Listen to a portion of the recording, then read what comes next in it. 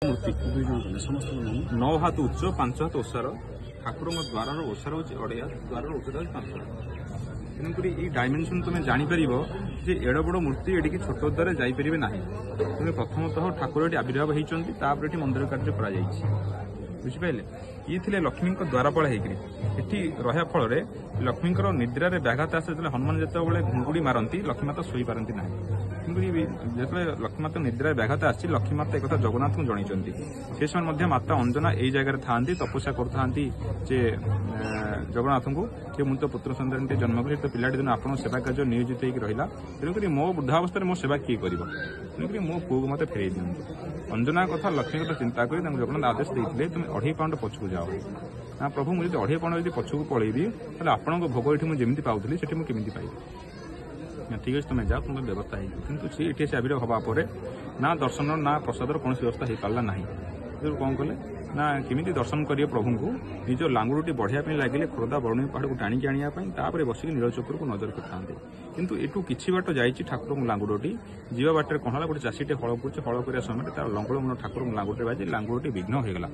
जो लंगल मनटी ठाकुर लांगुड़ी बाजी प्रचुर परिमाण ब्लड बाहर जहाँ लोक देखिए भयभीत होगले आउ हलपाल छाड़ी पलि आसिले जमीर मालिक रात्र बसा शोई समय से स्वप्नादेश है जे मो लांगुटी जाऊला खोर्धा बरुणी पाड़ तुम लंगल मन बाजी विघ्न आज तुम जमी अवस्थापित हो बुझिपारे तो सकाल उठी जमी देखे ठाकुर को पुछ माटी ऊपर को उठिक अच्छी ये कथा से समस्त प्रकट कला कथा को कोई विश्वास कले ना कहीं विश्वास कले ना जेहेतु ये गोटे जंगल हो पड़े था जंगल मध्य ठाकुर फुटिकी बाहर था ये लोकों समागम न थाए तेणुक किए जानी न था ठाकुर आविर्भाव होती जो कथा समस्त प्रकट कला रजा कान जी कथा बाजिला रजा जो लोक मान पठे जो लांगुड़ सुड़ खोली खोली आसती ठाकुर आविर्भाव होती देखला ठाकुर आविर्भाव होती ठाकुर खोल रही ना गोटे मंदिर कार्य आरंभ है मंदिर कार्य आरंभ समय से सैड गोटे पंजरटी रहा 4टी गार भाया जो देखुं जो अनंत सैड से पंजर जरिया से नीलचक्र नजर कर मुहटा जस्ट टे बंका शरीर मनुष्य शरीर पड़े जमी आप गरम है शरीर झाड़ बाहर